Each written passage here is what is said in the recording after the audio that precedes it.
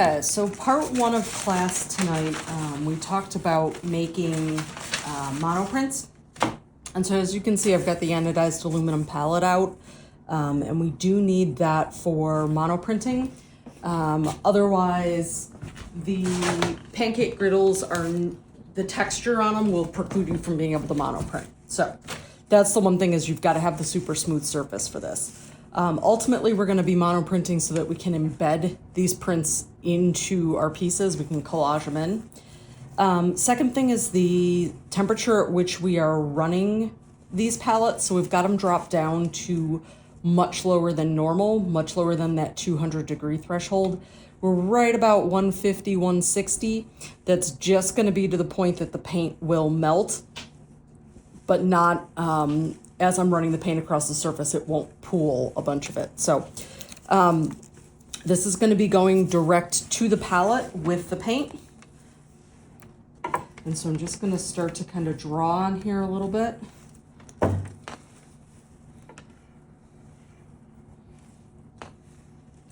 And you can see it deposits very little paint.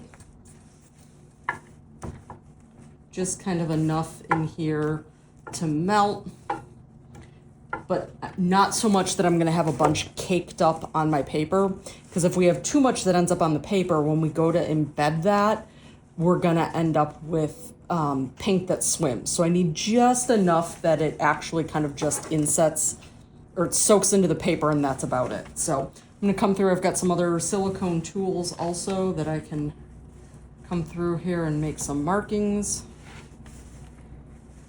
and kind of manipulate the paint around. And I'm gonna do multiple prints on this. So this is gonna be kind of the first one.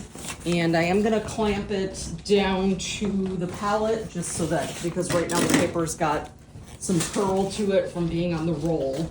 So if it's not that case, then you don't need to really worry about clamping it down. But this will just help me being able to have a spare hand to use the brayer.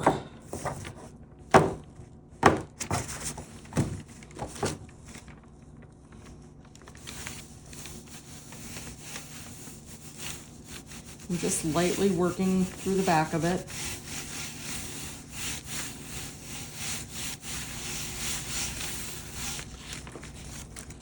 Pull this back. I'm gonna wipe off my excess.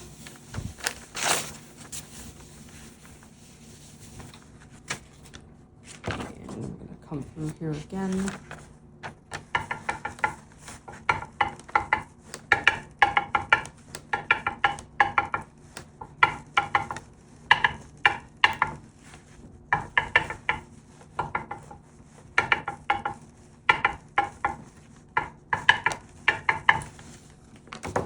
And bring the paper back down.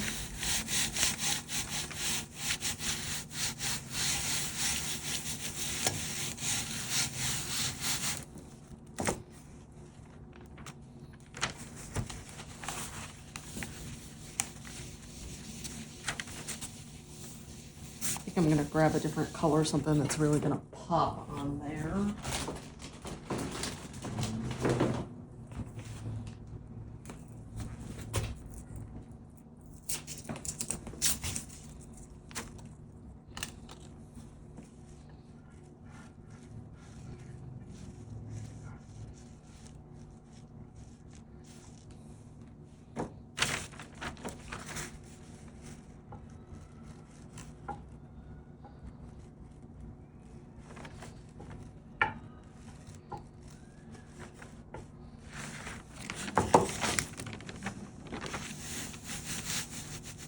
And this is probably this third pass. This is about all the encaustic I'm gonna wanna get on this sheet of paper before it's gonna soak up too much that I'm not gonna be able to embed it without it kind of running off of there.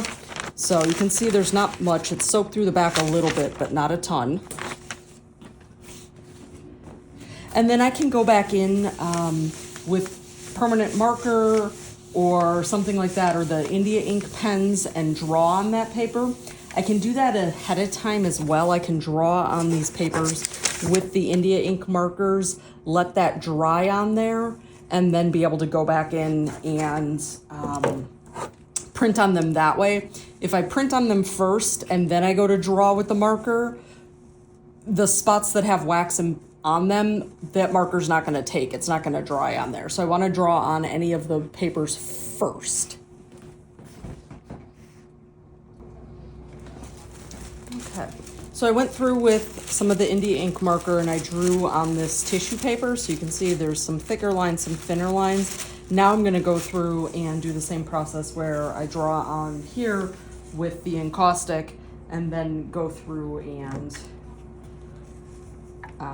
print off. So I'm just going to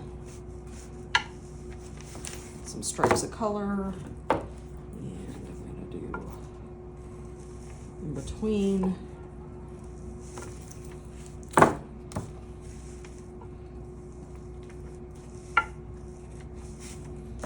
And again, I'm going to come through here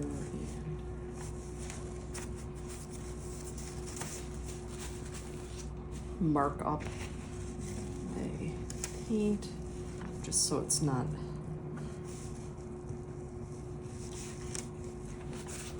so even.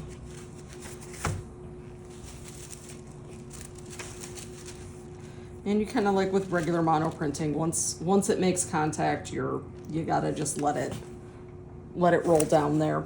Because this paper's so thin and it's gonna soak through, I am gonna put down a piece of newsprint. Keep my burnishing tool is kind of clean. That will also kind of help soak up the excess.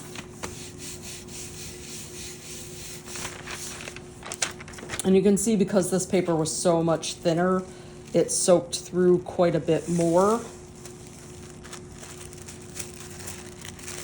But I think that'll still embed nicely. I got some nice markings in here. I've got my drawings. I've got enough on here that I may be able to pull a ghost print.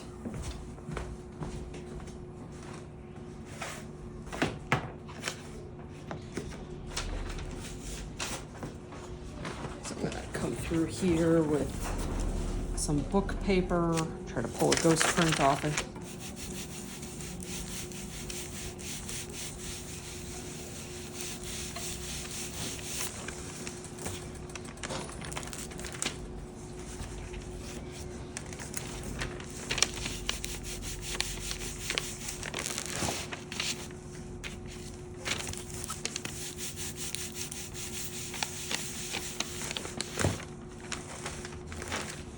And again, that gives me something I can go back in with pencil. I can go back in with a really fine point pen. But I should be able, this paper's pretty thin, I should be able to embed this, and there's not so much encaustic on there that when I go to embed it in the second part that it's gonna run through and I'm gonna be worried about that.